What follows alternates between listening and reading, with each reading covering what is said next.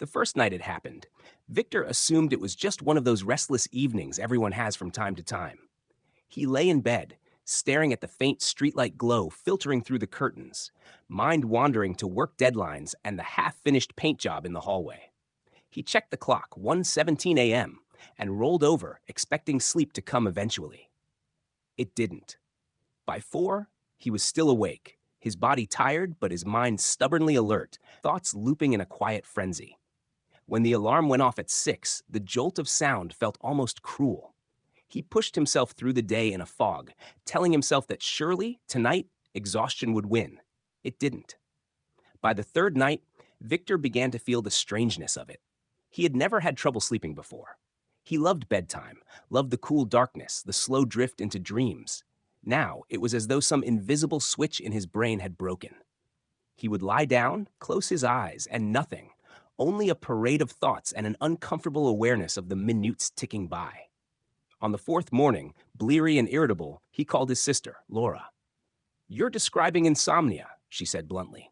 "Something's triggering it. Could be stress, could be health stuff, could even be something small like caffeine or light exposure. You should see a doctor." Victor hesitated. He didn't like making a fuss, but by then his nerves felt like they were buzzing all day, and the nights had become something to dread. He booked an appointment with Dr. Reynolds, his family physician. After listening to Victor's account, Dr. Reynolds started asking questions. "Any changes in your work routine?" "Not really. Same hours, same office," Victor said. "Diet?" He paused. "I've been drinking more coffee lately. We've been short-staffed, and I've been pulling longer days." Dr. Reynolds nodded. "That could play a role, especially if you're having it later in the day. Caffeine can linger in your system for hours, even if you don't feel jittery." They kept going. Recent travel, illness, medications, exercise habits. Then Dr. Reynolds asked, "Any unusual stress lately? Even things you might not consciously think are bothering you?" Victor thought about the apartment upstairs, where a new tenant had moved in 2 months ago. He wasn't noisy exactly, but Victor often heard faint footsteps late at night, sometimes the creak of a floorboard overhead. He hadn't realized it was bothering him. But now that the doctor mentioned stress, he wondered if those small disturbances had nudged his sleep cycle off balance. Stress, light exposure, temperature changes, even minor noise can disrupt the brain's ability to shift into sleep mode, Dr. Reynolds explained. And once your body starts associating bedtime with being awake and frustrated, it can create a feedback loop. Victor left the appointment with a short list. Cut caffeine after 2 p.m., avoid screens an hour before bed, keep the room cool and dark, and get up at the same time every morning, even after a sleepless night. Your brain needs to relearn when it's supposed to sleep, the doctor had said. That evening, Victor turned off his phone early and sat with a book instead. The upstairs footsteps were there again, faint but persistent. He tried to ignore them, focusing on the quiet rhythm of reading. At 10, he switched off the light and lay still. He drifted a little, but the now familiar wakefulness rose again. The next night, he added another change, a short walk after dinner to burn off nervous energy. The air was cool, and the street lamps cast warm pools of light across the sidewalk.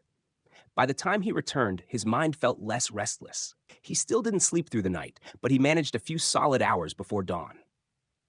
As the week went on, Victor experimented. He wore soft foam earplugs to dull the upstairs noises. He stopped scrolling through news late at night. He even tried a breathing exercise Laura had texted him. Inhale for 4 counts, hold for 7, exhale for 8. The first time he felt silly. By the third night, the slow rhythm began to quiet his thoughts. Still, it wasn't a smooth recovery. Some nights were almost normal. Others felt like setbacks. But slowly, the dread of bedtime faded. His body began responding again to the cues he was setting. Low light, quiet room, steady routine. One Saturday morning, after sleeping nearly 8 uninterrupted hours, Victor woke to sunlight spilling through the curtains. He realized it had been more than 2 weeks since the worst of his insomnia. And though his sleep wasn't perfect, it felt possible again. Later that day, over coffee, his first and only cup of the morning, he told Laura about the progress. "It's strange," he said. "I thought insomnia was just not being able to sleep, but it's more like your whole system gets thrown off, and then you have to teach it how to work again." That's exactly it, Laura said. Sometimes it's temporary. Sometimes it's tied to something else stress, diet, even health conditions you wouldn't think about. The trick is catching it before it becomes a habit your brain won't break. Victor nodded. I think the hardest part was not panicking at night. Once I stopped lying there thinking, oh no, it's happening again, it started to get better. A month later, his sleep had mostly returned to its old rhythm. The upstairs footsteps were still there occasionally, but they no longer kept him alert. He had learned to think of them as background, like wind against the window. He'd kept his evening walks, found they helped even on days when work wasn't stressful. The coffee cutoff time had become second nature, and sometimes when he woke briefly in the night, he no longer saw it as a disaster. He would simply breathe, let the thoughts pass, and wait for sleep to come back. It usually did. The change didn't feel dramatic. It wasn't like flipping a switch. But Victor noticed the way his mornings no longer started in a haze. He noticed how his mood lifted during the day, how his focus at work sharpened. He felt steadier, like his mind and body had found their footing again. Looking back, he realized how quickly the problem had spiraled in those first few nights and how easy it would have been to keep spiraling.